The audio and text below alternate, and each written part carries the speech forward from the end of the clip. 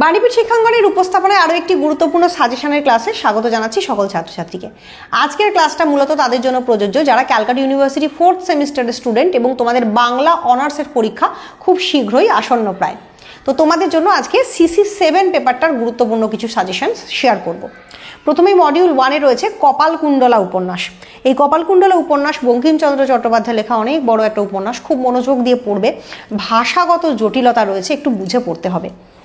1 নম্বর প্রশ্ন, কপালকুণ্ডলা উপন্যাসের শ্রেণী বিচার বা কোন শ্রেণীর উপন্যাস এটা, বা রোমান্স ধর্মী উপন্যাস হিসেবে এর সার্থকতা বিচার করো।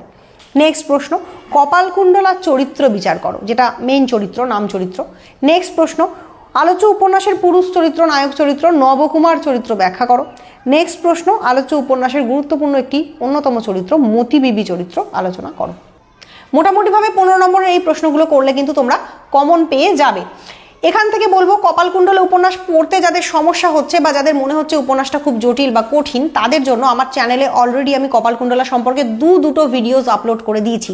সেই ভিডিওতে আমি কপালকুণ্ডলা সমগ্র উপন্যাসের কাহিনীটা নিয়ে আলোচনা করেছি আর চরিত্রগুলোকে একটু ব্যাখ্যা বিশ্লেষণ করে দিয়েছি। এই যে 3টে চরিত্র বললাম, কপালকুণ্ডলা, নবকুমার, মতি বিবি, আমার আলোচনাগুলো দেখে গেলে কিন্তু এই চরিত্রগুলো তোমরা নিজেরাই খুব সহজে লিখতে পারবে।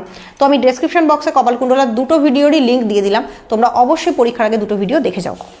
এবার বলবো 5 নম্বরের প্রশ্নের জন্য টেক্সট একটু খুঁটিয়ে পড়তে হবে, কারণ লাইন তুলে প্রশ্ন আসে। খুব গুরুত্বপূর্ণ কিছু লাইন কপালকুণ্ডলা উপন্যাসে বঙ্কিমচন্দ্র লিখেছেন, যেগুলো আজকে প্রায় প্রবাদ প্রবচনে পরিণত হয়ে গেছে। যেমন, তুমি অধম তাহা বলিয়া আমি উত্তম না হইব কেন। খুব গুরুত্বপূর্ণ লাইন, কে বলেছে, কখন বলেছে, কোন প্রসঙ্গে বলেছে। অথবা প্রদীপ নিবিয়া গেল, কখন কোন প্রসঙ্গে প্রদীপটা নিভে গেল। অথবা কি দেখিলাম জন্ম জন্মান্তরেও ভুলিব না, কার উক্তি, কোন প্রসঙ্গে এই উক্তি। তো ভীষণ ইম্পর্টেন্ট, এরকম যে কোনো লাইন তুলে প্রশ্ন পড়তে পারে, এরকম অজস্র লাইন রয়েছে উপন্যাসে। একটু উপন্যাসটা খুঁটিয়ে পড়বে 1 নম্বরের আর 5 নম্বরের কোশ্চেনের জন্য। এবার চলে যাব নেক্সট উপন্যাস পদ্মা নদীর মাঝি।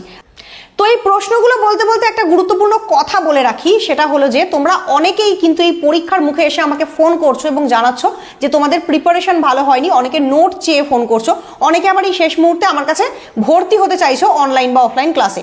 আমাদের বাণীপীঠ শিক্ষাঙ্গনের তরফ থেকে অনলাইন এবং অফলাইন ক্লাসেস প্রোভাইড করা হয়।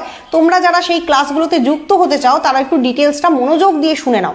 আমাদের অফলাইন ক্লাস রয়েছে হাওড়া জেলার জগৎবল্লভপুরে, এবং খুব তাড়াতাড়ি আমাদের আরেকটি অফলাইন ক্লাস আমরা ওপেন করতে চলেছি কলকাতার কলেজ স্ট্রিটে। প্রপার কলকাতার কলেজ স্ট্রিটের মধ্যে কিন্তু তোমরা আমাদেরকে পেয়ে যাবে। সেখানে আমি সরাসরি উপস্থিত থেকে তোমাদের ক্লাস নেব, বিষয়ভিত্তিক সবকিছু বুঝিয়ে বুঝিয়ে পড়াবো, প্রোভাইড করব খুব সহজ সরল ভাষায় লেখা উন্নত মানের নোটস, এবং অবশ্যই পরীক্ষার আগে গুরুত্বপূর্ণ সাজেশনস দেব। তো তোমরা যারা আমার কাছে এসে আমার সঙ্গে ক্লাস করতে চাইছো দীর্ঘদিন ধরে, তাদের জন্য খুব সুখবর, কলেজ স্ট্রিটে আমাদের নতুন ব্যাচ ওপেন হচ্ছে। তোমরা অবশ্যই নিচে দেওয়া নাম্বারে কন্ট্যাক্ট করে 5th সেমিস্টারে ভর্তি হওয়ার জন্য নাম লিখিয়ে রাখো।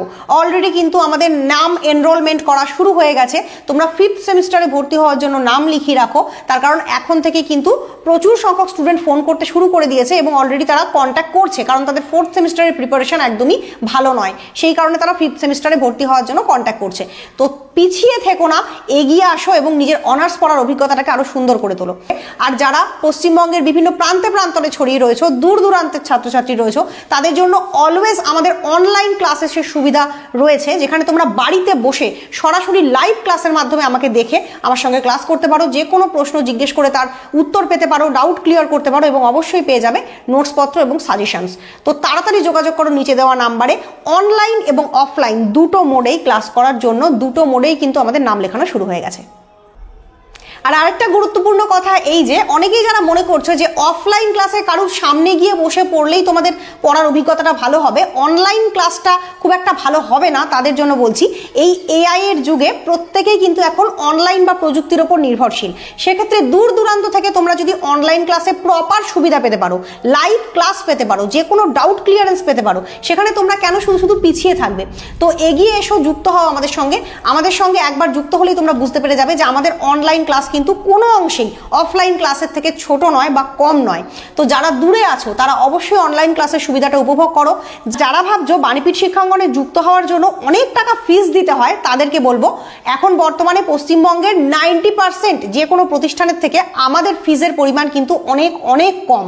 অনেক ক্ষেত্রে আমি বলে দিতে পারি 1000 টাকাও নয়, 800 টাকাও নয়, তার থেকেও কম মূল্যে তোমরা আমাদের কাছে ক্লাস করতে পারো। বর্তমানে আমাদের সঙ্গে সমগ্র পশ্চিমবঙ্গের প্রায় 70 থেকে 80টা কলেজের স্টুডেন্ট অনলাইন ক্লাসে যুক্ত আছে এবং তারা প্রত্যেকে কিন্তু তাদের কলেজে র্যাঙ্ক করছে এবং প্রচণ্ড ভালো রেজাল্ট করছে। তো তোমরাও যুক্ত হও এই ভালো সুযোগ সুবিধাগুলো পাওয়ার জন্য। এবার চলে যাব নেক্সট উপন্যাস পদ্মা নদীর মাঝি, মানিক বন্দ্যোপাধ্যায়ের লেখা আধুনিক যুগের অন্যতম একটা বিখ্যাত আঞ্চলিক উপন্যাস এটা। তো পদ্মা নদীর মাঝি উপন্যাসের গুরুত্বপূর্ণ প্রশ্ন, প্রধান চরিত্র যে আলোচ্য উপন্যাসের প্রায় নায়ক চরিত্রই আমরা বলতে পারি কুবের চরিত্র। তো সেই কুবের চরিত্র বিচার এবং আরেকজন চরিত্র আলোচ্য উপন্যাসের একটি নাম মহিলা চরিত্র কপিলা চরিত্র। তো এই কুবের এবং কপিলার প্রেম সম্পর্ক জনিত একটা প্রশ্ন আসতে পারে। নেক্সট প্রশ্ন হোসেন মিয়া চরিত্র, উপন্যাসের রহস্যময় চরিত্র। নেক্সট প্রশ্ন ময়না দ্বীপ প্রসঙ্গ, আলোচ্য উপন্যাসে ময়না দ্বীপ বলে একটা জায়গা রয়েছে, সেই স্থানটাকে কেন্দ্র করে নানান রহস্য মানুষের মনে ঘনীভূত হয়েছে, সেই সংক্রান্ত প্রশ্ন আসতে পারে। নেক্সট পদ্মা নদীর মাঝি উপন্যাসে পদ্মা নদীর ভূমিকা, নদী নিজেই যেন এখানে একটা ক্যারেক্টার হয়ে উঠেছে, সব কিছুতেই পদ্মা নদীর প্রসঙ্গ। যেহেতু জেলেপাড়া ধীবরপল্লী, তাই সেখানকার মানুষজনদের জীবন জীবিকা, তাদের মাছ ধরা, তাদের সংগ্রাম সবটাই ঘিরে আছে এই নদীটাকে। তো নদীটার খুব ইম্পর্টেন্ট ভূমিকা রয়েছে উপন্যাসে, সেটা নিয়ে প্রশ্ন আসতে পারে। তো এগুলো মোটামুটি 15 নম্বরের কোশ্চেন।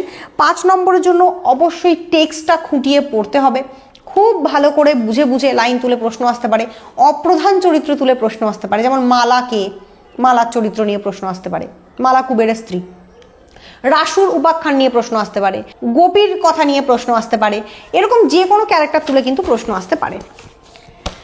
নেক্সট চলে যাব তোমাদের 3 নম্বর মডিউলে। এখানে বেশ কিছু ছোট গল্প পাঠ্য রয়েছে, সেখান থেকে গুরুত্বপূর্ণ কিছু প্রশ্ন বলবো। যেমন ল্যাবরেটরি গল্পের নামকরণের সার্থকতা, ল্যাবরেটরি গল্পে সোহিনী চরিত্র খুব গুরুত্বপূর্ণ। নেক্সট নিশীথে গল্পটাকে কি অতিপ্রাকৃত গল্প বলা যায় বা ভূতের গল্প বলা যায়, নিশীথে গল্পটার সার্থকতা। নেক্সট শুভা গল্পে শুভা চরিত্র, শুভার নামকরণের সার্থকতা, অথবা শুভা যেন প্রকৃতির সন্তান, সেই কেন্দ্রিক একটা প্রশ্ন আসতে পারে। নেক্সট হচ্ছে অতিথি গল্পের তারাপদ চরিত্র, খুব গুরুত্বপূর্ণ একটা ভবঘুরে অন্যরকম একটা চরিত্র রবীন্দ্রনাথ সৃষ্টি করেছেন সেটা। নেক্সট প্রশ্ন মণিহারা গল্প এবং মণিহারা গল্পের যে ভৌতিক বাতাবরণ সেটা। আরেকটা খুব গুরুত্বপূর্ণ এখান থেকে আসতে পারে প্রশ্ন, সেটা হচ্ছে দেনা পাওনা গল্পে সামাজিক যে দুরবস্থার চিত্র রবীন্দ্রনাথ ব্যক্ত করেছেন, পণ প্রথা কেন্দ্রিক যে একটা ব্যাপার তিনি ব্যক্ত করেছেন, সেটা আলোচনা করো। প্রসঙ্গত বলে রাখি, আমার চ্যানেলে আমি অলরেডি নিশীথের আলোচনা, দেনা পাওনার আলোচনা আপলোড করে দিয়েছি, মণিহারা গল্পের আলোচনা আমি আপলোড করে দিয়েছি। তোমরা ডেসক্রিপশন বক্সে গিয়ে লিঙ্কে ক্লিক করে 3টে আলোচনাই দেখে নাও। গল্পগুলো আর পড়তে হবে না, এইটুকু কথা দিতে পারি, খুব ভালো করে আলোচনাগুলো দেখলে ব্রড কোশ্চেন এমনি লিখতে পারবে। শুধুমাত্র শর্ট কোশ্চেন আর 1 নম্বরের কোশ্চেনের জন্য সব কটা টেক্সট মনোযোগ দিয়ে পড়ে যেতে হবে। তো এইভাবে করে পড়লে কিন্তু এই জায়গাটা খুব সহজেই তোমরা অ্যান্সার করতে পারবে এবং খুব ভালো রেজাল্ট করতে পারবে। যারা ভালো রেজাল্ট করতে ইচ্ছুক তারা কিন্তু প্রথম থেকে শেষ পর্যন্ত আমার ইনস্ট্রাকশনগুলো ফলো করো, প্রয়োজন পড়লে আমাদের কাছে সরাসরি যুক্ত হয়ে ভর্তি হতে পারো। নিচে আমি কন্ট্যাক্ট নাম্বার দিয়েই দিয়েছি। তো খুব ভালো করে পরীক্ষা দাও প্রত্যেকে এবং নিজেদের অনার্স পড়ার যে অভিজ্ঞতাটাকে সেটাকে সর্বাঙ্গ সুন্দর করে তোলো। তো বেস্ট অফ লাক রইল সকলের পরীক্ষার জন্য। আজকের ক্লাসটা এখানেই শেষ করছি, ধন্যবাদ।